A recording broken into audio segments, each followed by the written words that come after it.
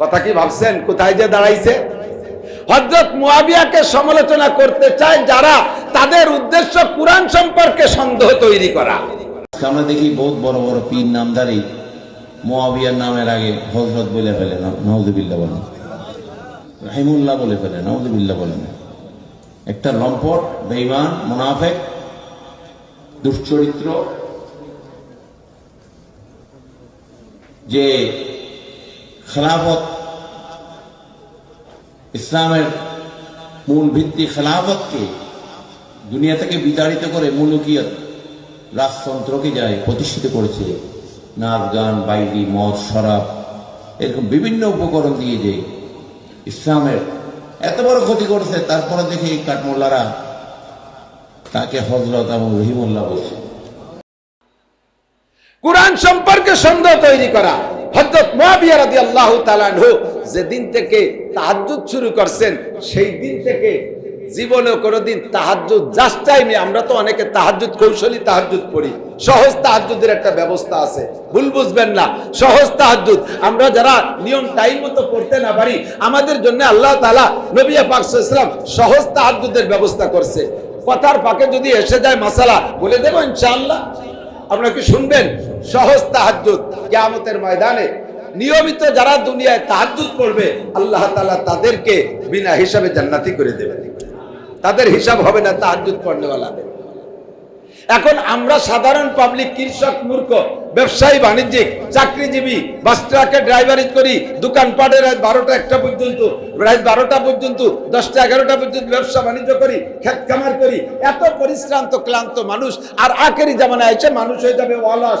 এই অলস মানুষগুলো, ক্লান্ত শ্রান্ত দুর্বল মানুষ, একবার বিছানায় যদি শুয়ে পড়ে, তাহলে জাস্ট টাইমে শেষ রাত্রে উঠে তাহাজ্জুদ পড়া 99% মানুষের জন্য অসম্ভব হয়ে যাবে। বিদায় আল্লাহর নবী একটা সহজ ব্যবস্থা রাখছে।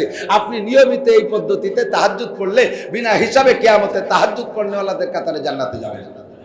10 জন, 15 জন, 20 জন শ্রোতা নিয়ে বক্তা বয়ান করতেছে, এক একজন এক এক জায়গা এক একটা বাঁশের খুঁটির সাথে পিঠ লাগাই দিয়া, কেউ গাছের সাথে, কেউ ওয়ালের সাথে টেক লাগাই দিয়া বসে বসে বাদাম খাচ্ছে, হুজুর বয়ান করেই যাচ্ছে। তো আপনাদেরও এই পদ্ধতিতে শোনার অভ্যাস আছে, আর এই অঞ্চলের বক্তাদেরও এইভাবে বলার অভ্যাস আছে। আমার অভ্যাস নেই। আমাকে দূর থেকে ডেকে নিয়ে আসছেন, যদি আমারে কিছু বলার সুযোগ দেন, তাহলে সুযোগটা হলো আপনারা একটু ক্লোজ হয়ে বসতে হবে।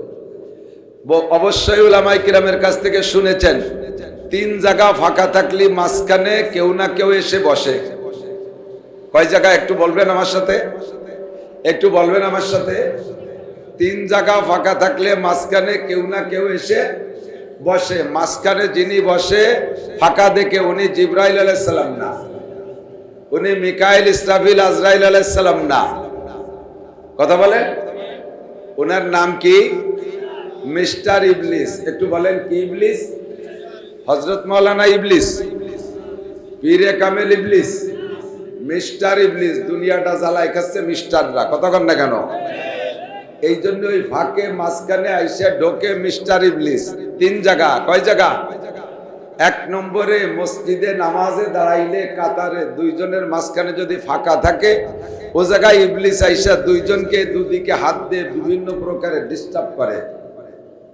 তার প্রমাণ হলো, আমার দেখ, এমনি বসে আছেন সবাই নীরবে নিস্তব্ধে, কোনো ঝামেলা নাই।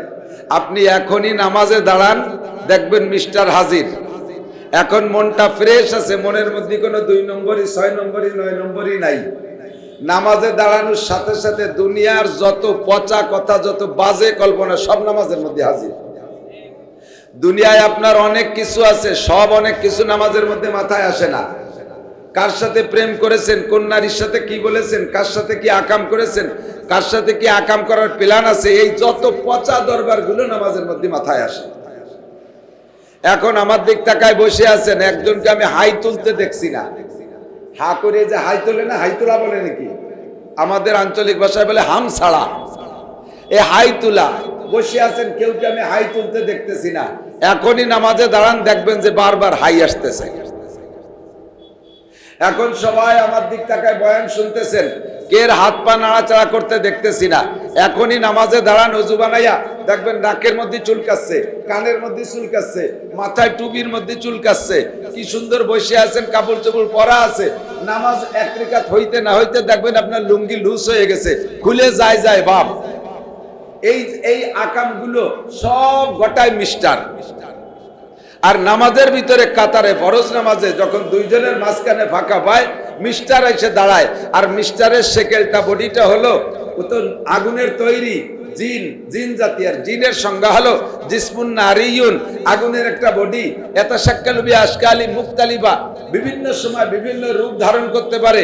কখনো বড় হতে পারে, কখনো ছোট হতে পারে, কখনো বাতাস হতে পারে, কখনো মানুষ হতে পারে, কখনো পিপিলিকা হতে পারে, কখনো একটা লোম হতে পারে। একটা লোম হইয়া আপনার মুখের একটা দাড়ি হইয়া এভাবে উল্টে এসে আপনার নাকের সাথে সুরসুরি দেবে। বারবার ওখানে হাত দিতে হবে। আর নামাজ ফরজ না, যে কোনো নামাজের ভিতরে হাতকে তার নির্দিষ্ট স্থান থেকে ছুটাইয়া একটা কাজের জন্য, যে কাজটা নামাজের না, ওই কাজের জন্য বারবার একটা ফরজ আদায় করার ভিতরে যদি 3 বার ওই জায়গায় হাত যায়, তাকে আরবিতে বলে আমলে কাসির। আর আমলে কাসিরে নামাজ বাতিল হয়ে যায়। আমার কথা কি বোঝা যাচ্ছে? আপনি নাকের মধ্যে সুরসুর করতেছে, এখন করতেছে না, নামাজে দাঁড়াবেন, নামাজে দাঁড়ানোর সঙ্গে সঙ্গে নামাজে নাকের ভিতরে সুরসুরি দিচ্ছে। ও জায়গা যাইয়া শয়তানে আপনার সুরসুরি দিচ্ছে, ছানা ছেড়ে দিয়ে একবার নাক পরিষ্কার করছে। আবার রুকুতি যার আগে আর একবার নাকের মধ্যে সুরসুর করতেছে। 3 নম্বরে রুকুতি যার আগে আর একবার, আমার দিক 3 নম্বরে রুকুতি যার আগে দাঁড়ানো অবস্থায় 3 নম্বর বার আবার নাকের মধ্যে সুরসুরি দিচ্ছে। বাস এক রুকুতি যার আগে দাঁড়ানোর ভিতরে যদি এক হাতে একই জায়গায় 3 বার আপনি ওই কামটা করেন, তাহলে আপনার নামাজ বাতিল। শয়তান এবার কয়, তুমি নামাজ পড়তে থাকো, আমি আরেকজনের নাকের কাছে যাই, তোমার নামাজ শেষ। এই শয়তান মাঝখানে ঢুকে আকাম করে। দুই নামাজির মাঝখানে ফাঁকা থাকলে। 2 নম্বরে স্বামী স্ত্রী দুইজন এক খাটে শোয়া, দুইজন 2 খাটে শুইতেন সেটা ভিন্ন ব্যাপার, প্রয়োজনে শুইতে পারেন। কিন্তু এক খাটে শুয়ে যদি মাঝখানে ফাঁকা রাখেন, ওই মাঝখানে মিস্টার ঢুকা দুইজনের 2 রকম কুবুদ্ধি দেয়। স্বামীর কানে কানে কলবের মধ্যে বোঝায়, তোমার স্ত্রী তোমার প্রতি অতটা আকৃষ্ট না, তোমাকে ভালোবাসে না, তার ভালোবাসা অন্য জায়গা, এজন্য দেখো তোমার গায়ের সাথে গা মিশাচ্ছে না, আর একদিক ফিরে শুয়ে আছে। এবার স্ত্রীকে বলবে, তোমার স্বামী এত রাত গভীর রাত্রে বাসায় ফিরছে কেন জানো? ও অন্য জায়গা থেকে তার জরুরত চাহিদা পূরণ কইরা বাসায় আসছে, এর কারণে তোমার প্রতি কোনো চাহিদা নাই, এজন্য তোমার সাথে সোয়া খাওয়া দিচ্ছে না, মাঝখানে ফাঁকা করে শুয়ে রয়েছে। দুইজনের ভিতরে 2 রকম বুদ্ধি দেবে। রাতের ভিতরে দুইজনের সাক্ষাৎ নাই, সকালবেলা দুইজন মেজাজ খারাপ করে উঠবে, দিন ভরে মারামারি কিলি পিটাপিটি করতে তালে থাকবে। এমন করে 2 মাস 6 মাস যাওয়ার পরে একসময় তুমুল গ্যাঞ্জামে পরিণত করে দেবে। একেবারে ফিলিস্তিন আর ইসরায়েল আর গাজার মতো লাগাই দেবে। লাস্টে যাইয়া আপনার স্ত্রীর কপালে তালাক জুটবে, সে তালাক নিয়ে বাড়ি যাবে। এই ঝামেলাটা বাধাইছে দুইজনের শোয়ার সময় মাঝখানে ফাঁকা রাখার কারণে, আর ওই জায়গায় শয়তান ঢুকে কুপ্ররোচনা দিয়ে সুযোগ পাওয়ার কারণে। 3 নম্বরে কুরআন হাদিসের মাহফিল শুধু ওয়াজের মাহফিল না, কুরআন হাদিসের মাহফিল, মাসলা মাসাইলের মাহফিল, দ্বীনি মাজলিস, তাফসীরুল কুরআন মাহফিলে যদি মাঝখানে ফাঁকা থাকে, তাহলে ও জায়গায় মিস্টার বসে। মিস্টার আইচা ঢুকে বসে আপনাকে 2 রকম পরামর্শ দেবে, চল যাই, এতক্ষণ শুনবি কেন, কিছু বাদাম খাই আসি। আবার আপনারা ধাক্কা দেবে, চল পেশাব করে আসি, চল প্রধান বক্তা আসতে দেরি আছে, কিন্তু সেকেন্ড বক্তা প্রধান বক্তার বয়ান শুনলি হলো। এই করে করে আপনাকে ধাক্কায় উঠে নিয়ে যাবে। লাস্টে যখন প্রধান বক্তা আসবে, খুতবা দেওয়ার সাথে সাথে কয়, আরে পাগল, ইয়া শুনে কি হবে, ওয়াজ তো যা হওয়ার আগে হয়ে গেছে, এখন চল যাই বাড়ি। আগে বলবে প্রধান বক্তার লোভে উঠে নেবে, আর প্রধান বক্তা আসলে কবে ওয়াজ ভালোটা আগে হয়ে গেছে, এখন আর বসে থেকে লাভ নেই। কাজেই মাঝখানে নবী পাক সাল্লাল্লাহু আলাইহি ওয়াসাল্লাম যখন বয়ান করতেন, সাহাবায়ে কিরাম শিখাইছেন। সাহাবায়ে কিরাম থেকে বর্ণনা এরকম, বর্ণনাকারী সাহাবা বলেন, নবী আলাইহিস সালাতু ওয়াস সালাম আর আমাদের মাঝখানে আকর্ষণটা ছিল আমার দিক, লক্ষ্য করেন আমার দিক। নবী আলাইহিস সালাম আর আমাদের মাঝে আকর্ষণ ছিল চুম্বক আর লোহার আকর্ষণের মতো। যার দৃষ্টান্ত, উদাহরণের জায়গায় রাখতে হবে, হুবহু মনে করা যাবে না। কথা বলেন। নবী আলাইহিস সালাম আর আমাদের মাঝে সম্পর্ক ছিল লোহা আর চুম্বকের মতো। একটা টেবিলের উপরে বড় শক্তিশালী পাওয়ারওয়ালা 1000 পাওয়ারের একটা চুম্বক লোহা মাঝখানে রেখে ওই টেবিলের উপরে চতুর্দিকে ছোট্ট ছোট্ট টুকরা লোহা যদি ছড়ায় রাখা হইতো হয়, তাহলে এই ছোট্ট টুকরো লোহাগুলো নিজ জায়গায় থাকতে পারবে না। কথা বলেন? নিকটে যারা চুম্বকের সাথে মিশবে, তারপরে যারা তারপরে আলাদের সাথে মিশবে, এভাবে চতুর্দিকের লোহাগুলা আস্তে আস্তে আইসা একের সাথে একে মিশে যাবে। তেমনি রহমাতে আলম নবী সাল্লাল্লাহু আলাইহি ওয়াসাল্লাম যখন বয়ান করতেন, কুরআন হাদিসের কোরআনের বয়ান করতেন, নবীর ভাষায় তাফসীর করে আমাদেরকে শুনাইতেন, তখন নবী আলাইহিস সালামের আকর্ষণ আর কোরআনের বয়ানের আকর্ষণে আমরা সাহাবায়ে কেরাম দূরে দূরে যেখানে বসা থাকতাম, ধীরে ধীরে খালি আগাইতে থাকতাম, আগাইতে দুইজনের মাঝখানে এত মিশে যেতাম যে মাঝখানে একটা আঙ্গুল ঢুকানোর জায়গা থাকতো না। এটা সাহাবায়ে কেরামদের স্বভাব। আর আমাদের স্বভাব, নবী পাক বলেন, আমার এই সাহাবায়ে কেরামদের আখলাক আর আমল, আর আখেরি জামানার উম্মত, তারা মুসলমান, তারপরে তাদের আখলাক আর আমলের ভিতরে বিভিন্ন জায়গায় পার্থক্য দেখবা। এক নম্বরে, আখেরি উম্মত যখন বসবে তখন যে জায়গা বসে থাকবে হাজারো ডাকলে সে আসবে না, বহিরাগতরা আসবে, তাদের জায়গা দিতে চাবে না, সুন্নতি তরিকায় বসবে না। আমার এই জামানার আমার সাহাবায়ে কেরামদের স্বভাব আর আখেরি উম্মতের স্বভাবের ভিতরে এমন পার্থক্য থাকবে। সাহাবায়ে কেরামদের স্বভাব সামিনা ওয়া আতানা, শুনবো আর মানবো। নবী আলাইহিস সালাতু ওয়াস সালাম মসজিদে নববীতে বয়ান করতেছেন, সাহাবায়ে কেরাম বসে বসে শুনতেছেন। নতুন যারা আসতেছেন তারা বসার জায়গা কম হওয়ার কারণে পাশে দাঁড়িয়ে বয়ান শুনতেছে। হুজুর আলাইহিস সালাতু ওয়াস সালামের এই মজলিসটা একটু কম ভালো লাগতেছে, কেউ বসা কেউ দাঁড়ানো, এইটা হুজুরের পছন্দ হচ্ছে না। যখন আসছে মসজিদের বাহিরে একটু দূরে দেখে একটা বৃদ্ধ লোক বসে আছে, মাথায় একটা লাল রুমাল দিয়া ঘুমটা দিয়ে বসে আছে। নবী পাক কাছে যাইয়া সালাম দিছে, আসসালামু আলাইকুম ইয়া শাইখ মান আনতা। ও মুরব্বি, আপনি কে? মাথার কাপড়টা সরাইয়া মুখ খুলে সালামের উত্তর দিয়ে বললেন, ওয়া আলাইকাস সালাম ইয়া রাসূলুল্লাহ, আনা আম্মুকা আব্বাস। ওগো আল্লাহর নবী, আমি আপনার চাচা আব্বাস রাদিয়াল্লাহু তাআলা আনহু বসে আছি। হুজুর বললেন, ও চাচা যান, আপনি কি জানেন না আমি মসজিদের মধ্যে বয়ান করতেছি? আমি মসজিদে বয়ান করি, আপনি মসজিদের এতটুকু দূরে বাইরে বসে আছেন কেন? হযরত আব্বাস জবাব দিলেন, ভাতিজা, বাসা থেকে খবর পেয়েছি তুমি বয়ান করতেছো, তোমার নুরানি রুহানি বয়ান শোনার লোভেই এই আশায় আমি ঘর থেকে বেরিয়ে আসছি। হেঁটে আসতে এ পর্যন্ত যখন আমি পৌঁছেছি, তখন তোমার একটা বয়ান আমার কানে পৌঁছে গেল, তোমার একটা অর্ডার আমার কানে পৌঁছে গেল, তোমার একটা ওয়াজ আমার কানে পৌঁছে গেল। আর তখন আমি আমাকে বললাম, ও আব্বাস, তুমি তো এসেছো মুহাম্মদুর রাসূলুল্লাহর বয়ান শুনবা আর আমল করবা, সেই নিয়েতেই আসছো। কাজেই মুহাম্মদুর রাসূলুল্লাহর যে বয়ানটা আপাতত তোমার কানে পৌঁছেছে, ওইটার পর তুমি এক্ষুনি আমল করে ফেলো। নবী বললেন, চাচা যান, বয়ানটা কি? আমি যখন হেঁটে এ পর্যন্ত আসছি, ইচ্ছা রয়েছে মসজিদের মধ্যে যে তোমার বয়ান শুনবো। এ পর্যন্ত যখন আসছি, তখন তুমি বললে যে যেখানে আছো সে সেখানে বসে পড়ো। তখন আমি এ পর্যন্ত ছিলাম, তাই আমি বললাম, ও আব্বাস, আর এক কদম সামনে বাড়া যাবে না, নবী তোমাকে বসতে বলেছে, তাই আমি এ জায়গা বসে পড়ছি, আর সামনে বাড়তে পারি নাই। সাহাবায়ে কিরামদের স্বভাব সামিনা ওয়া আতানা, শুনবো আর মানবো। আল্লাহু আকবার। এবার নবী পাক সাল্লাল্লাহু আলাইহি সাল্লাম আব্বাস রাদিয়াল্লাহু তাআলা আনহুকে বললেন, চাচা যান, তাহলে এত দূরে বসে কি আপনি আমার বয়ান শুনতে পারছেন? আমার তো মাইক নাই, নবী তো মাইকই বয়ান করে নাই, বাইরের থেকে শোনার কথা না, আমি তো মসজিদের মধ্যে বয়ান করেছি, আপনি এত দূরে থেকে কি সব কথা শুনতে পারছেন? আব্বাস রাদিয়াল্লাহু তাআলা আনহু বলেন, ভাতিজা, তোমার বয়ানের মধ্যে যে মুজিজা আছে, তুমি যেখান থেকে বয়ান করো, লক্ষ মানুষকে সামনে করে বয়ান করলেও তোমার পায়ের কাছে বসা আছে আওয়াজে শোনে, একেবারে পিছের মানুষটা সেই একই আওয়াজে শোনে। তোমার সব বয়ান আমি শুনছি, আর পুনরাবৃত্তি করা লাগবে না। বুকের সাথে জড়িয়ে ধরে আমার নবী বলেন, মান তাশাব্বাহা বিকওমিন ফাহুয়া মিনহুম, যার সাথে যার মিল হবে তার সাথে তার হাসর হবে। যার সাথে যার মিল হবে, একটু আমার সাথে বলেন, যার সাথে যার মিল হবে তার সাথে তার হাসর হবে। যার সাথে যার মিল হবে তার সাথে তার হাসর হবে। তোমার মিল যদি সাহাবায়ে কিরামের সাথে হয়, সাহাবায়ে কিরামদের সাথে জান্নাতি হবা। ভাই, সাহাবায়ে কিরাম জান্নাতি না জাহান্নামী? একটু বলেন, জান্নাতি না জাহান্নামী? নিশ্চিত করে সন্দেহ নাই। নবী পাক বলেন, আল্লাহ আল্লাহ ফি আসহাবি লা তাত্তাখিযুহুম গারাদাম মিন বাদি। এই দুনিয়ার মানুষ, পরবর্তীতে যারা আসবি, কে কি করবে না করবে তার বেশিরভাগ আমার নবীকে আল্লাহ তাআলা জানাই দিয়েছেন।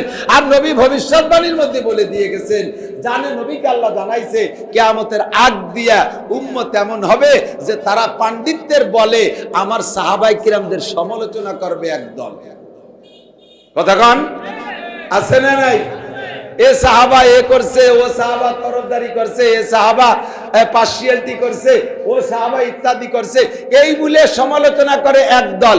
বাংলাদেশে আছে না নাই? যারা সাহাবায়ে কিরামদের সমালোচনা করেন, তিনার নিজের অবস্থার দিকে নিজে একটু তাকান। সাহাবায়ে কিরামদের ভিতরে একদল বেশিরভাগ সমালোচনা করে হযরত মুআবিয়া রাদিয়াল্লাহু তাআলা আনহু সম্পর্কে। আছে না নাই? হযরত মুআবিয়া রাদিয়াল্লাহু তাআলা আনহু কাতেবে ওহী, মদিনায় যাওয়ার পরে উনি হিজরত মানে ইসলাম গ্রহণ করেছেন।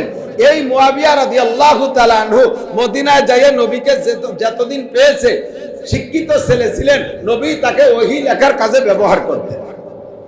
হযরত মুআবিয়া রাদিয়াল্লাহু তাআলা আনহুর আখলাক আর চরিত্র সম্পর্কে যদি সমালোচনা করে তাকে কলঙ্কিত করা যায়, তাকে দাগী বানানো যায়, তাকে দোষী সাব্যস্ত করা যায়, তাহলে দোষী মানুষটার কাজও দোষ হবে, দোষী মানুষটার কাজও দোষপূর্ণ হবে, ত্রুটিওয়ালা মানুষটার, ত্রুটিযুক্ত মানুষটার কাজও ত্রুটিযুক্ত হবে। কাজেই প্রমাণিত হবে মুআবিয়া কোরআন শরীফের যে আয়াতগুলো লেখছে, সে আয়াতের মধ্যেও সন্দেহ থাকতে পারে। কথা কি ভাবছেন কোথায় যে দাঁড়াইছে? হযরত মুআবিয়াকে সমালোচনা করতে চায় যারা, তাদের উদ্দেশ্য কুরআন সম্পর্কে সন্দেহ তৈরি করা, কুরআন সম্পর্কে সন্দেহ তৈরি করা। হযরত মুআবিয়া রাদিয়াল্লাহু তাআলা আনহু যেদিন থেকে তাহাজ্জুদ শুরু করছেন, সেই দিন থেকে জীবনে কোনোদিন তাহাজ্জুদ জাস্ট টাইমে, আমরা তো অনেকে তাহাজ্জুদ কৌশলী তাহাজ্জুদ পড়ি, সহজ তাহাজ্জুদের একটা ব্যবস্থা আছে, ভুল বুঝবেন না। সহজ তাহাজ্জুদ আমরা যারা নিয়ম টাইম মতো পড়তে না পারি, আমাদের জন্য আল্লাহ তাআলা নবী পাক সাল্লাল্লাহু আলাইহি ওয়াসাল্লাম সহজ তাহাজ্জুদের ব্যবস্থা করছে। কথার ফাঁকে যদি এসে যায় মাসালা, বলে দেব ইনশাআল্লাহ। আপনারা কি শুনবেন? সহজ তাহাজ্জুদ কিয়ামতের ময়দানে নিয়মিত যারা দুনিয়ায় তাহাজ্জুদ পড়বে, আল্লাহ তাআলা তাদেরকে বিনা হিসাবে জান্নাতি করে দেবেন। তাদের হিসাব হবে না তাহাজ্জুদ পড়নেওয়ালাদের। এখন আমরা সাধারণ পাবলিক, কৃষক, মূর্খ, ব্যবসায়ী, বাণিজ্যিক, চাকরিজীবী, বাস ট্রাকে ড্রাইভারি করি, দোকানপাটে রাত 12টা 1টা পর্যন্ত, রাত 12টা পর্যন্ত, 10টা 11টা পর্যন্ত ব্যবসা বাণিজ্য করি, খেত খামার করি, এত পরিশ্রান্ত ক্লান্ত মানুষ। আর আখেরি জামানায় এসে মানুষ হয়ে যাবে অলস। এই অলস মানুষগুলো, ক্লান্ত শ্রান্ত দুর্বল মানুষ, একবার বিছানায় যদি শুয়ে পড়ে, তাহলে জাস্ট টাইমে শেষ রাত্রে উঠে তাহাজ্জুদ পড়া 99% মানুষের জন্য অসম্ভব হয়ে যাবে। বিদায় আল্লাহর নবী একটা সহজ ব্যবস্থা রাখছে। আপনি নিয়মিত এই পদ্ধতিতে তাহাজ্জুদ পড়লে বিনা হিসাবে কিয়ামতে তাহাজ্জুদ পড়নেওয়ালাদের কাতারে জান্নাতে যাবেন। বলবো, ঈশার ফরজ 4 রাকাত। ঈশার ফরজ কয় রাকাত? 4 রাকাত পড়ার পরে আর 2 রাকাত সুন্নাত পড়ার পরে, বেতেরের আগে ফরজ 4 রাকাত, সুন্নাত 2 রাকাত পড়ার পরে, বেতেরের আগে পারলে 12 রাকাত, না পারলে 10, না পারলে 8, না হয় 6, না হলে 4, কমপক্ষে রেগুলার যদি 2 রাকাত নামাজ আপনি তাহাজ্জুদের নিয়তে পড়েন। অনেকে কয় বসে পড়তে হবে, না, এটা আপনি দাঁড়ায় পড়বেন। যে কোনো নফল নামাজ দাঁড়ায় পড়লে পূর্ণ সওয়াব, বসে পড়লে অর্ধেক সওয়াব। আপনি 2 রাকাত নামাজ যদি ওই টাইমে তাহাজ্জুদের নিয়তে পড়া, এরপরে বেতের নামাজ পড়ে ঘুমান, আর নিয়ত রাখবেন শেষ রাত্রে উঠতে পারলে আবারও পড়বো তাহাজ্জুদ, সমস্যা নাই। বেতের পড়া হয়ে গেলে তাহাজ্জুদ আর পড়া যাবে না, এটা না, পড়া যাবে। উঠতে পারলে আবার পড়বো, উঠতে পারলে আবার পড়েন, নাও যদি পারেন, না যদি উঠতে পারেন, সারা জীবন ভরে যদি এই পদ্ধতিতে তাহাজ্জুদ পড়েন, তাহলে কিয়ামতের ময়দানে আল্লাহ তাআলা নিয়মতান্ত্রিক তাহাজ্জুদ পড়নেওয়ালাদের সাথে আপনাকে সেই ফজিলত দান করবেন। পারা যাবে নাকি? কথা বলেন, সহজ হয়েছে না? ইনশাআল্লাহ আগামী বছর থেকে আমল শুরু করা যাবে না? আগামী 1 বছর পরে? কথা কয় না? কবে? আজকে তো হয়ে গেছে, আজকে তো ইচ্ছা পড়া হয়ে গেছে। আজকের টাইম মতো বলেন, আগামীকাল থেকে প্রস্তুতি নেন। ইনশাআল্লাহ আমরা এই পদ্ধতিতে তাহাজ্জুদ পড়বো ইনশাআল্লাহ। বিষয়টা হলো এমন, এদিক তাকান, কয় কি যে তাহাজ্জুদের কথা তো শুনছি শেষ রাত্রে, তাই এই টাইমে পড়লে হবে কেন? এটা উম্মতের জন্য লা ইউকাল্লিফুল্লাহু নাফসান ইল্লা উসআহা ইউরিদুল্লাহু বিকুমুল ইউসরা ওয়া লা ইউরিদু বিকুমুল উসর। আল্লাহ তাআলা মানুষকে সাধ্যের বাইরে কোনো হুকুম দেন নাই, আর এটা নফল ইবাদত। এই জায়গা আল্লাহ তাআলা সহজ পথ আমাদের জন্য অবলম্বন করার সুযোগ যদি রেখে থাকে, আমি কেন সহজ পথ অবলম্বন করতে পারলে করব না? সুযোগ দিলে আমি করব। যেমন সফরে যাইয়া নামাজ, ফরজ নামাজ 4 রাকাতের জায়গা কয় রাকাত? ফরজ সফরে 4 রাকাতের জায়গা 2 রাকাত, 4 রাকাতের জায়গা 2 রাকাত। সুন্নত ছেড়ে দেওয়ার অনুমতি আছে, পড়লে সবটুকু। সুন্নত পড়া ছেড়ে দেওয়ার অনুমতি আছে, তবে পড়লে 4 রাকাতে 4 রাকাত। ওখানে কোনো মাসালা নাই, না পড়লে গুনাহ নাই, তবে পড়লে 4 রাকাত। ফরজ নামাজ আর ওয়াজিব নামাজ এর ভিতরে পার্থক্য আছে। ফরজের গুরুত্ব নাম্বার 1, ওয়াজিবের গুরুত্ব নাম্বার 2, নাকি বলেন? নাম্বার 2। তো ফরজ 4 রাকাতের থেকে যদি 2 রাকাত ফরজ মাইনাস হতে পারে, 2 রাকাত ফরজ যদি কমে যেতে পারে, তাহলে ওয়াজিব নামাজের উপরেও খানিকটা সহজতা সরলতা এসে অর্পিত হয়। এ জায়গা আর আমি বেশি ভাঙ্গাবো না। যেখানে আল্লাহ তাআলা সহজ ব্যবস্থা অনুমতি দেছে, সে জায়গা আপনি সহজের পর আমল করলে যদি ফায়দাটা পান, অসুবিধা কি? তাহাজ্জুদ এই টাইমে পড়লে ঈশার নামাজের পরে থেকে তাহাজ্জুদের রক্ত শুরু হয়। তবে এদিক তাকান, তবে মজা হলো শেষ রাত্রি টাইম মতো উঠে পড়াটা হলো আসল মজার সময়। আপনাদের এলাকায় গ্যান্ডারি কয় নাকি? ওই যে মুখে খায় যে আখ, গ্যান্ডারি তো কুশাল, এ মুখে খায় না কুশাল, এর আখ কলি তো চেনেন? আখ তো ভালো বাংলায় লাগে। আখ সব জায়গায় হয়, বাংলাদেশের সব ডিস্ট্রিক্টে আখ আছে। এই কুশালের গোড়ার দিক মিষ্টি বেশি না আগা মিষ্টি বেশি? আগা কয় না, মাথা আগা, ঠিক আছে নাকি? মাথা নিচে, মানে কি কব আমি বাংলা বুঝি, গোড়ার আগা, ঠিক আছে, বুঝছেন তো? এই কুশালের গোড়ায় মিষ্টি বেশি না আগায় মিষ্টি বেশি? গোড়ায় মিষ্টি বেশি না? এবার খাইতে গেলে কোন জায়গার রস বের করা সহজ? আগার রস। কিন্তু রসে মিষ্টি কম, স্বাদ কম, বেরোনো সহজ, নাকি বলেন? আর গোড়ার রস মিষ্টি বেশি, স্বাদ বেশি, কিন্তু বের করা কঠিন, ঠিক না? জন্ডিজের রুগীরে কবিরাজ বলছে, জন্ডিস ছিলেন তো, জন্ডিজের রুগীকে কবিরাজ বলছে যে আখের রস খাইলে তোমার জন্ডিস সারে, আখের রস খাইলে জন্ডিস সারে। কিন্তু কবিরাজ বলে দেয় নাই যে গুড়ার রস না আগার রস, গুড়ার রস খাইলে জন্ডিস সারে না আগার রস খাইলে জন্ডিস সারে, এই জায়গা ভাগ করে দেয় নাই, বলে দিছে আখের রস খাইলে জন্ডিস সারে। তাতে প্রমাণ করে যে আখের যে কোনো জায়গার রস খাইলেই জন্ডিস সারে। কথা বুঝেন? আখের যে কোনো জায়গার রস খাইলেই জন্ডিস ভালো হয়, কিন্তু গুড়ার রস খাইলে জন্ডিস ভালো হয়, তবে খাইতেও মজা, কিন্তু বের করা কঠিন। আর আগার রস খাইলেও জন্ডিস ছাড়ে, কিন্তু স্বাদ কম, বের করা সহজ। তাহাজ্জুদ পড়লে কিয়ামতে ফজিলত পাওয়া যায়। এই তাহাজ্জুদের গুড়ার রস শেষ রাত, আর আগার রস হলো সন্ধ্যা রাত ইশার পর। তবে যে কোনো সময় তাহাজ্জুদ পড়লেই জন্ডিস ছাড়ে। তাহাজ্জুদের যে ফজিলত যে কোনো সময় পড়লে আপনি পাবেন, তবে মজা পাবেন শেষ রাত্রে, কিন্তু বের করতে কঠিন। শীতের রাত্রে উঠা গায়ের কম্বল লেপ সরাই দিয়া ঠান্ডা পানিতে ওযু আর গোসল কইরা তাহাজ্জুদ পড়া বড় কঠিন। ওই সময় তাহাজ্জুদ পড়লে মজা বেশি, ওই সময় তাহাজ্জুদ পড়লে স্বাদ বেশি। ও দোস্ত, আপনার তাহাজ্জুদের ফজিলাত যে কোনো সময় পড়লেই হবে, তবে ওই সময় তাহাজ্জুদ আর এই রাত্রে তাহাজ্জুদ একরকম হয় না মজা। শেষ রাত্রি তাহাজ্জুদ পড়লে আপনি যখন জিকিরে বসবেন আর গুনগুন করে জিকির করবেন, পর্দায়ে হস্তি अगर सूजी बना रे ला इला, पर्दाए हस्ती अगर सूजी बना रे ला इला, आजमा बे पर्दा बीनी नूरे इल्लल्लाह रा, आजमा बे पर्दा बीनी नूरे इल्लल्लाह रा। अल्लाहु अकबर। जंग दिल सकले ला पाकुन, सीना बाते गे मोहब्बत चाकुन। শেষ রাত্রে উইটা গুনগুন করে জিকির করবেন, আর মাঝে মাঝে পারলে উর্দু ফারসি শেরগুলো পড়বেন। এগুলো সালাদের মতো কাজ করে। জিকিরের মাঝে মাঝে শের পড়লে সালাদের মতো কাজ করে। আজামা বে পর্দা বিনি নূরে ইল্লাল্লাহ রা, লা ইলাহা কয়ে টান মারবেন। ইল্লাল্লাহ বলার আগে আপনার মাঝে আর আল্লাহর মাঝে যেই পর্দা ছিল, আল্লাহ পাক পর্দা উঠাইয়া নিয়ে যাবে। আজামা বে পর্দা বিনি নূরে ইল্লাল্লাহ রা, তখন চক্ষু বন্ধ করলে আপনি আল্লাহ পাকের নূর দেখতে পারবেন। হযরত মুআবিয়া রাদিয়াল্লাহু তাআলা আনহু এই সুযোগের তাহাজ্জুদ পড়েন নাই, ইশার পরে তাহাজ্জুদ পড়েন নাই, টাইম মতো তাহাজ্জুদ পড়েছেন। এই টাইম মতো তাহাজ্জুদ পড়েছেন যেদিন থেকে শুরু করছে, সেই থেকে জীবনে কোনোদিন তাহাজ্জুদ ছাড়েন নাই। এক রাতে তাহাজ্জুদ ছুটে গেছে, এক রাতে তাহাজ্জুদ ছুটে গেছে। ফজরের নামাজ জামাতে পড়ছেন, কিন্তু তাহাজ্জুদ পড়তে না পারার কারণে লজ্জায় দুঃখে কান্নাকাটি করে সারা দিন ভরে কাঁদছে। এত কাঁদছেন তাহাজ্জুদ ছুটার কারণে যে ঘরের ভিতরে সিজদায় পড়ে কাঁদছে, ওনার চোখের পানিতে জায়নামাজ ভিজে নিচের মাটিও ভিজে গেছে, এমন কাঁদা কাঁদছে সারা দিন। ওয়াক্ত মতো শুধু মসজিদে যে নামাজ পড়ে আসে আর আইসা ঘরের ভিতরে কান্নাকাটি করে।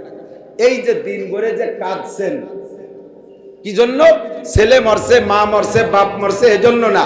কোটি টাকার ক্ষতি হয়ে গেছে, এজন্য না। শুধু তাহাজ্জুদ ছুটে গেছে। এর নাম সাহাবা। এর নাম কি? আল্লাহ আল্লাহ হাফিয়া সাহাবী। আমার সাহাবায়ে কিরামের দিকে, সাহাবায়ে কিরামের জন্য আল্লাহকে ভয় পা। আমার কোন সাহাবায়ে কিরাম সম্পর্কে মুখ খুলবি না, যে খুলবি তার কপাল পড়বে। হযরত মুআবিয়া রাদিয়াল্লাহু তাআলা গত রাতে তাহাজ্জুদ ছোটার কারণ কি? উনি ঈশার নামাজের পরে বেশ কিছুক্ষণ একটা জরুরি বিষয় মিটিং করছিলেন। ওই মিটিং এর দিন একটা ঠান্ডা কাশি জ্বর হয় নাই, তার নাক দিয়ে একটু ঠান্ডা ময়লা বের হয় নাই। 300 বছরের ভিতরে তার কোনো রোগ ব্যাধি নাই। এতদিন পর্যন্ত খোদাই দাবি করেছে, আল্লাহর পথ নিয়ে কাড়াকাড়ি করে আল্লাহর সাথে শত্রুতাই করেছে, আল্লাহ তারে কিছু পাই নাই। যখন মুসা আলাইহিস সালামের সাথে বিয়াদবি করেছে, মুসা নবী আল্লাহর বলি, আল্লাহ নবীর সাথে যখন বিয়াদবি করেছে, আল্লাহ পাক রব্বুল আলামিন কয়, এবার আমি তার সাথে যুদ্ধ না করে পারি না, আমি তার সাথে যুদ্ধ ঘোষণা দিলাম। আল্লাহ পাক রব্বুল আলামিনের যুদ্ধ করতে তীর তরবারি লাগে না, আল্লাহর যুদ্ধ করতে কামান লাগে না, আল্লাহর যুদ্ধ করতে রকেট লাগে না, আল্লাহর যুদ্ধ করতে বোমারু বিমান লাগে না।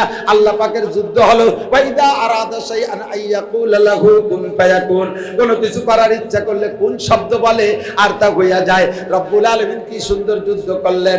দরিয়ার ভিতরে, যেই দরিয়াতে মুসা নবী পার হয়ে উপর চলে গেলেন, সেই দরিয়ার ভিতরে পিছনে পিছনে ফিরাউন তার গোষ্ঠী সহ নামছে। 12 লক্ষ সেনাবাহিনী। কয় লক্ষ? একটু বলেন, কয় লক্ষ? আমাদের সামনে ফিলিস্তিনি গাজার মুসলমানের সামনে ইসরায়েল ওয়ালা আপাতত 3.5 লাখ পাঠাইছে, আর আমেরিকার ফিরাউন পাঠাইছে 2000। আমেরিকান ফিরাউন পাঠাইছে 2000। মুসা আলাইহিস সালামকে ধরার জন্য ফিরাউন 12 লক্ষ সেনাবাহিনী নিয়ে গেছে। মুসা আলাইহিস সালাম দরিয়া পারে উপর চলে গেছে, সেই দরিয়ার ভিতরে আল্লাহ তাআলা যুদ্ধ করছে ফিরাউন তার গোষ্ঠী সহ সবার সাথে, সাগরের মধ্যে ডুবাই দিয়েছে। তুই ফিরাউন, আমেরিকার ফিরাউন, যুদ্ধ জাহাজ নিয়ে ভূমধ্য সাগর দিয়ে আসিস, ভূমধ্য সাগর তোর বাপের না। কথা কয় না? ভূমধ্য সাগর কি জো বাইডেনের বাপের, বিল ক্লিনটনের বাপের, ডোনাল্ড ট্রাম্পের বাপের, ইটালি, ফ্রান্স, অস্ট্রেলিয়াদের বাপের? ভূমধ্য সাগরের মালিক কে? নীল দরিয়ার মালিক কে? নীল দরিয়ার মালিক যে আল্লাহ। ভূমধ্য সাগরের মালিক সেই আল্লাহ যে আল্লাহ তাআলা মুসা আলাইহিস সালামের পক্ষ নিয়ে যুদ্ধ করেছে, যে আল্লাহ তাআলা ইব্রাহিম আলাইহিস সালামের পক্ষ নিয়ে যুদ্ধ করেছে, সেই আল্লাহ আছে না? আল্লাহ পাল্টে গেছে। আল্লাহ কি সেই জন্য আরেকজন? বয়স বেশি হওয়ার কারণে আল্লাহ দুর্বল, চোখে কম দেখে, বার্ধক্যজনিত কারণে শক্তি কম। আল্লাহর সেই বাহিনী এবং আল্লাহর কুদরত বিদ্যমান আছে না নাই? ভূমধ্য সাগরে আল্লাহ তাআলা এই যুদ্ধের বিমানকে ডুবাই দিতে পারে কি পারে না? গাজার নিরস্ত্র মুসলমানকে আল্লাহ তাআলা বিজয় করতে পারে কি পারে না? আল্লাহ কামান আদানি ওয়ালিয়ান ফাকাদ আযানতু বিল হার, আল্লাহকে আমার সাথে যুদ্ধ কর, আমার সাথে আমার শত্রুতাই কর, আমি কিছু বলবো না। কারণ আমার ধরার একটা দিন আছে, আমার ধরার একটা দিন আছে। শুরু হবে কবরের থেকে একেবারে কিয়ামত পর্যন্ত, হাসরের মাঠ কায়েমের পরে স্থায়ী জাহান্নাম কি নারী জাহান্নাম খালিদিনা ফিহা আবাদা, স্থায়ী জেলখানায় ঢুকিয়ে দেব। ও জায়গা কোনো দলীয় সরকার নেই। কতক্ষণ আমাদের বর্তমান সময় বহু মানুষ জেলে আছে না? জেলে, রাজনৈতিক জেলে আছে না? বিভিন্ন মালি মামলা বাদে রাজনৈতিক জেলে আছে তো অনেকে। যারা জেলে আছে তারা জেলের ভিতরে থাইকা ও জায়গা থেকে দোয়া মুনাজাত করতেছে, আল্লাহ একটা নির্বাচন দাও তাড়াতাড়ি, একটা ফেয়ার নির্বাচন দাও। ফেয়ার নির্বাচন দিলি পরে এবার আমরা জিতে যাব, দল ক্ষমতায় না আসলে এবার বেরোতে পারতেছি না, আল্লাহ তাড়াতাড়ি দল ক্ষমতায় দাও যাতে আমরা বেরোতে পারি। ওরাও জায়গা দোয়া করতেছে। জেলখানা এমনই একটা, জাহান্নাম এমনই একটা জেলখানা, জাহান্নাম এমনই একটা জেলখানা যে জায়গা কোনো বিরোধী দল নাই। কথা বলেন আছে? জাহান্নাম কি বিরোধী দল আছে? জাহান্নাম হলো নিরপেক্ষ জায়গা, ধর্ম নিরপেক্ষ জায়গা। জাহান্নাম হলো ধর্ম নিরপেক্ষ জেলখানা। জাহান্নাম কি বোঝেন নাই কথা? ধর্ম নিরপেক্ষ জেলখানা হলো জাহান্নাম, ওর মধ্যে সব দল থাকবে। আর জান্নাত হলো ধর্মপক্ষী একটা বাগান, ধর্মপক্ষী একটা আরাম আয়েশের জায়গা। জান্নাতের ভিতরে একমাত্র মুসলমান ছাড়া অন্য কোন জাতি থাকবে? জোরে বলেন, জান্নাতের মধ্যে কারা থাকবে? একটু কান্না কারা থাকবে? আপনি যদি মুসলমান হন তাহলে একটু স্বীকার করেন, জান্নাতে কারা থাকবে? আর জাহান্নামের মধ্যে কারা থাকবে? মুসলমানও থাকবে, অমুসলমানও থাকবে, হিন্দু বৌদ্ধ খ্রিস্টানও থাকবে। কথা কন? তাহলে জাহান্নাম হলো ধর্ম নিরপেক্ষ কারাগার। দুনিয়াও যদি বলি যে এটা ধর্ম নিরপেক্ষ জায়গা, তাহলে বুঝতে হবে যে এটা হলো সেম জাহান্নাম। জাহান্নাম যেমন ধর্ম নিরপেক্ষ কারাগার, দুনিয়াকেও বলি যদি এটা ধর্ম নিরপেক্ষ জায়গা, তাহলে দুনিয়াও জাহান্নামের জন্য সেম, দুনিয়া হলো জাহান্নামের মতো সেম একটা জাহান্নাম। এর মধ্যে কোনো শান্তির অবকাশ। ও দোস্ত, ফি নারি জাহান্নামা খালিদিনা ফিহা আবাদা, চলে যাবে ওখানে। আল্লাহর সাথে যুদ্ধ করলে, আল্লাহ ইচ্ছা করলে, আল্লাহর পথ নিয়ে কাড়াকাড়ি করলে আল্লাহ তাতে বেজার হয় না। আল্লাহকে আমার ধরার দিন আছে, আমার জেলখানা আছে, তবে আমার বন্ধুর সাথে বেয়াদবি করিস না, আমার অলির সাথে বেয়াদবি করিস না। ইব্রাহিমের সাথে বেয়াদবি করছিস, নমরুদ দিছি তোরে মশা দিয়ে শেষ করে। ফিরা মুসা আলাইহিস সালামের সাথে বেয়াদবি করছিস, ফিরাউন আমার সাথে বেয়াদবি করছিস, কিছু বলি নাই। আমার বন্ধুর সাথে বেয়াদবি করছিস, শেষ করে দিলাম। মুসা আলাইহিস সালাতু ওয়াস সালাম জাকাতের মাসালা হুকুম দিয়ে দিয়েছে, জাকাত আদায় করো। আল্লাহর হুকুম, জাকাত দিয়ে দাও। খুজমিনা আমওয়ালিহিম সাদাকাতান তুতাহিরু, মুমিনের মালের থেকে জাকাত আদায় করো। মুসা আলাইহিস সালাম জাকাতের মাসালা বলে দিয়েছেন, জাকাত দিতে হবে। তো টার্গেট বিশেষ করে ছিল হলো কারুনের কাছে। কারুনের কাছে আল্লাহ পাক রব্বুল আলামিন নিজেই বলেন, অবতাগি ফিমা আতাকাল্লাহু দারাল আখিরাতা ওয়া লা তানসা নাসিবাকা মিনাদ দুনিয়া ওয়া আহসিন কামা আহসানাল্লাহু ইলাইকা ওয়া লা তাবগিল ফাসাদা ফিল আরদ ইন্নাল্লাহা লা ইউহিব্বুল মুফসিদিন। আল্লাহ কয়, এ কারুন, তোরে আমি সম্পদ দিয়েছি, তোর মতো সম্পদ কেউকে দেই নেই। কারুনের সম্পদের বিশ্লেষণ শুনলে আপনি তাজ্জুব হবেন। প্রত্যেক 70টা গোডাউনের একটা চাবি, উটের চামড়ার তালা, উটের চামড়ার চাবি। লোহা দিয়ে চাবি বানাইলে ওজন বেড়ে যাবে। চামড়া, তালাও চামড়ার, চাবিও চামড়ার, যত ওজন কমায়। আপনাদের টেনশন যে চামড়ার তালায় সিকিউরিটি হয় কিভাবে? লোহার তালা ভেঙে নিয়ে যাচ্ছেন দোকান চুরি করিয়া, কথা কন না কেন? আর সে জায়গায় চামড়ার তালা কি কয়? এ কি তালা না তামাশা? না, তালাই, চামড়ার তালা, তারপরে চুরি হয় না। বাংলাদেশের মতো এত বড় বিশ্ববিখ্যাত দেশ, চোরের আড্ডা, তারপরেও এখনো বাংলাদেশে প্লাস্টিকের তালা ব্যবহার হয়, তাকেও ভাঙে না। জানেন, বাংলাদেশে প্লাস্টিকের তালা, তাও মেলা বড় না, অনেক বড় না, একটুক একটুক ছোট ছোট তালা, তাও কেউ ভাঙে না। চেনেন সে তালা? আপনার বাড়ি কারেন্টের মিটার আছে, মিটারের গলায় দেখেন একটা তালা দিয়ে আছে, ওটা লোহার না প্লাস্টিকের? কথা কয় না। ওই তালাটা বাইঙ্গেও ভিতরে মিটারের জায়গা পয়েন্ট ঘুরাই দিলি মিটার কম আসবে, সেটা সবাই জানে। তো এত বড় চোরের আড্ডার দেশে তারপরও প্লাস্টিকের তালা ভাঙ্গেন না। আর আজ থেকে 4000 বছর আগে মানুষ এত বড় ক্রিমিনাল ছিল না, যাও একটা কিছু দিয়ে তালা দিয়ে তুলি হয়ে যেত। চোর একটা ধরা পড়ছে, চোর ধরা পড়লে বাড়িওয়ালাই ধরে ফেলাইছে চোররে, দইরা গাছের সাথে পায়ে রশি দিয়ে বাইন্ধে রেখে আছে, হাত খোলা পায়ে রশি দিয়ে চোর গাছের সাথে বেঁধে রেখে আসছে, হাত খোলা। উনি চোররে বলে গেছে, তুই থাক, আমি থানায় যাচ্ছি পুলিশ আনতে। বুঝছেন নাকি আমার? তো ওই লোক চোররে বেঁধে রেখে থানায় যে বলতেছে, স্যার আমার সাথে কয়েকজন পুলিশ পাঠান, আমি চোর বেঁধে রেখে আসছি। এখন পুলিশই জিজ্ঞেস করছে, কিভাবে কোন জায়গা বেঁধে রেখে আসছেন? পায়ে রশি দিয়ে আমার গাছের সাথে বেঁধে রেখে আসছি। হাত হাতে বান্ধি। তো পুলিশই কয়, তুমিও বাড়ি যাও, যাইয়ে দেখবা যে চোর নাই ও জায়গা, আমাকে খালি খালি নিয়ে যাও। না স্যার, অবশ্যই চোর আছে, আপনারা আসেন, আমি মামলা দিছি, আসবেন না কেন? আমরা লোকটার পিড়িতে চোর, পুলিশ আর না এসে পারে নাই, আইসে দেখে যে সত্যই চোর দাঁড়ায় রয়েছে, চোর হাত খোলা, পায়ের রশিতে গাছের সাথে বান্ধা, চোর দাঁড়ায় রয়েছে। পুলিশে আইসা চোর আগে বলতেছে, তুই কি চোর? হ্যাঁ স্যার আমি চোর, আমি চুরি করছি। এখানে তাই চুরি করলি, তোরে গাড়িস্থ বাড়িওয়ালা ধরলো, ধরে পায়ে রশি বাঁধে গাছের সাথে বাঁধে দিয়ে গেল, তোর হাত খোলা, তুই তো রশি হাতে রশি খুলে চলে যেতে পারতি, তা গেলি না কে? স্যার উনি আমার নিষেধ করছে যে তুই যাইস না, আমি পুলিশ নিয়ে আসি। উনি আমার নিষেধ করছে, এই জন্য আমি যাই গেলি, তো আমি চলে যেতে পারতাম। কেসা সরল চোর। পুলিশ কয়, এটা চোর না, আসছে কোনো অভাবের কারণে, তুমিও কিছু দাও আর আমরা পুলিশরা কিছু দিও, বাড়ি যাক। তালা মানুষ সরলতার কারণে তালাও সরল। 70 গোডাউনে এক চাবি, শাহাদত আঙ্গুলের সমান চাবি, চাবি বাড়তে বাড়তে বাড়তে বাড়তে বাড়তে 70 গোডাউনে এক চাবি, আরেক 70 গোডাউনে আরেক চাবি, আরেক 70 গোডাউনে আরেক চাবি, লাস্টে চাবির পরিমাণ এত হলো, আল্লাহ তার শুধু চাবির পরিমাণটা কোরআনে কারিমের ভিতরে বলেন, ওয়া ইন্না মাফাতিহাহু লাতানু বিল উসবাতি উলিল কুওয়া।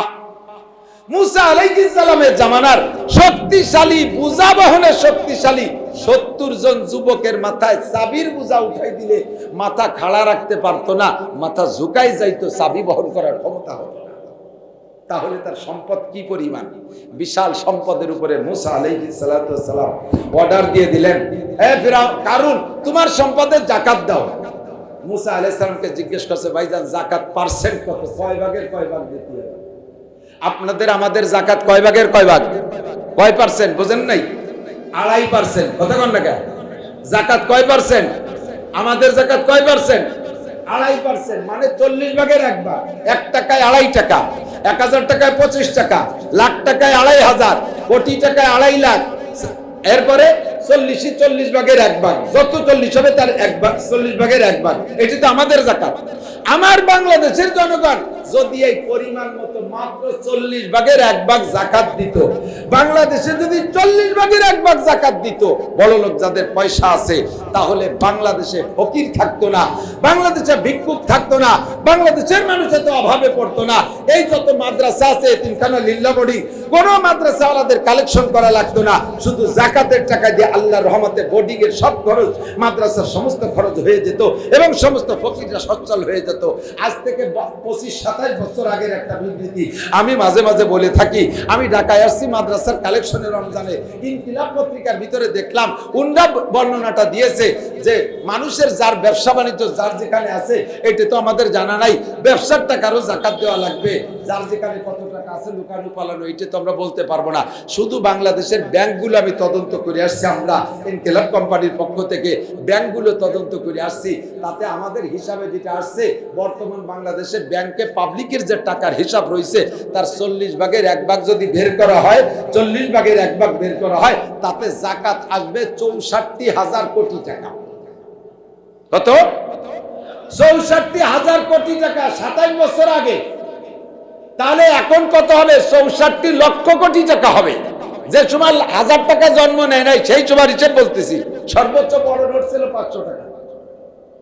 পাবলিকের হাতে 1000 টাকার নোট, সেই সময় 500 টাকার নোটও সাধারণ ভ্যান রিক্সা চালানোওয়ালাদের কাছে দেখা যেত না। এখন আল্লাহর রহমতে ফকিরের কাছে 1000 টাকার নোট দেখা যায়। কথা বল না কেন? সেই সময় 64,000 কোটি টাকার মানে 64 জেলার এক এক জেলায় জাকাতের টাকা পাবে 1,000 কোটি টাকা। একটা জেলায় 5টা থানা থাকলে 5 থানায় এক এক থানায় পাবে 200 কোটি টাকা জাকাতের টাকা প্রত্যেক বছর। 200 কোটি টাকা যদি এক থানায় বন্টন হয়, একটা থানায় 10টা ইউনিয়ন, এক একটা ইউনিয়ন পাবে 20 কোটি টাকা। একটা ইউনিয়নের ভিতরে যদি 20 কোটি টাকা গরিবদের মধ্যে বন্টন করা হয়, তাহলে আমি কসম দিয়ে বলতে পারি আল্লাহর রহমতে ওই গ্রামের গরিবরা ভিক্ষা করা লাগবে না। বেড়া, ক্যাডামস, কারিতাস, বিআরডিবি, শনিবার জাগরণী চক্র, আশা, প্রশিকা, গ্রামীণ ব্যাংক, কোন সুদে সংস্থার কাছে টাকা আনতে যাওয়া লাগবে না। আল্লাহর রহমতে জাকাতের টাকায় প্রত্যেকটা মানুষ সচ্ছল হয়ে যেত। 40 ভাগের 1 ভাগ এই দিলে। আর কারুনের কাছে মুসা আলাইহিস সালাম জাকাত চাইছে 1/3 সুলুসুল মাল, 3 ভাগের 1 ভাগ। যার সম্পদের বিবরণ এই পরিমাণ, সেখান থেকে যদি 3 ভাগের 1 ভাগ দিতে হয় তাহলে কেমন লাগে কোন? আমাদের কোটিপতিরা জাকাত দেয়, 40 ভাগের 1 ভাগ দেয় না।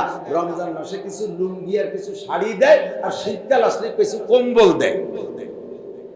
তাও এর পিছনে আবার উদ্দেশ্য আছে। যদি সামনে নির্বাচন থাকে, সে জায়গা কিছু নির্বাচনের ভোট উদ্দেশ্য, এই ইত্যাদি ইত্যাদি উদ্দেশ্য নিয়ে লুঙ্গি, শাড়ি আর কম্বল দেয়। আর সেগুলো কত মানসম্মত তা জানেন না। আমাদের এলাকায় যা দেয়, আপনাদের চট্টগ্রাম তো ধনী এলাকা, বড় লোক এলাকা, আপনাদের এলাকায় ভালো তা দিতে পারে। আমাদের এলাকায় শীতকালে যে কম্বল দেয় 80 টাকা দামের কম্বল, 80, 100, সর্বোচ্চ 150 টাকা দামের কম্বল।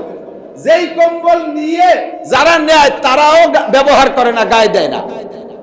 ওই কম্বল নিয়ে কিছুদিন বাস করে পাপোশ বানায়। এরপরে ছাগলটা ভ্যা ভ্যা করে ডাকতেছে, কাকা পাপোশ না বানাইয়া কম্বলটাই দিয়ে আমার জ্যাকেট বানায় দেবে। এই কম্বল উঠাইয়া ছাগলের জ্যাকেট বানাই দিয়েছে। ছাগলে 2-3 বার পেশাব করলি তা গেছে ভিজিয়া, এবার তার গা কাঁপতেছে, কাকা তাড়াতাড়ি খুলে নেন, টিকতে পারতেছি না। এবার ছাগলের গাইতে খুলে দিয়া ধুইয়ে মুছে তাই হাড়ি ধরা নেকড়া বানানো। এই দেশে তুমি কম্বল জাকাত, লুঙ্গি যাতেছ তাই 1 বার 2 বার 3 বার ধোয়ার পরে মার কেটে গেলে ওই লুঙ্গি পরে দরজায় পা ভাগ করে দাঁড়াবেন, ঘরের ভিতরে থেকে পিছনের দিক তাকাবে, একেবারে এক্সরের মতো হাড়ের মধ্যে যা আছে তাও দেখা যায়। শাড়ি যাতেছে তারপরে মহিলাদের নামাজ হয় না, এমন শাড়ি দেশে। এই হলো জাকাতের মাল, এই হলো জাকাত। কারুনের কাছে চাইছে 3 ভাগের 1 ভাগ। কারুন দেবে না বিদায় কৌশল করে একটা মহিলাকে সাজাইছে। মহিলা মুসা আলাইহিস সালাম যখন ঈদগায় ঈদের বয়ান করবে, খুতবা দেবে, ওই সময় আমি একটা মাসালা জিজ্ঞেস করব। ওই মাসালাটা জিনার মাসালা জিজ্ঞেস করব যে জিনা করলে বিচার কি। তখন মুসা নবী বিচার বলবে, তুমি বলবা যে মুসা নবী আমার সাথে জিনা করছে। একটু বলেন না, কিছু বলেন, জোরে বলেন। কোন নবী রাসূল এই আকলাকি না, কথা কন। সমস্ত নবী রাসূল চরিত্রবান। ওই মহিলারে সাজাইছে। এখন মহিলা কাঁপতেছে, শুনে কয় মুসা নবীর বিপক্ষে আমি কথা বলতে পারবো না। মহিলারে এমন ভাবে প্রেসার দিছে, 2 দিক, এক হলো জানের প্রেসার আর একটা হলো মালের প্রেসার। তুই যদি বলিস তাহলে তোর 10,000 স্বর্ণ মুদ্রা দেব, আর যদি না বলিস তাহলে কিন্তু বুঝিস আমি কিন্তু কারণ আমার কোনো তার অভাব নেই।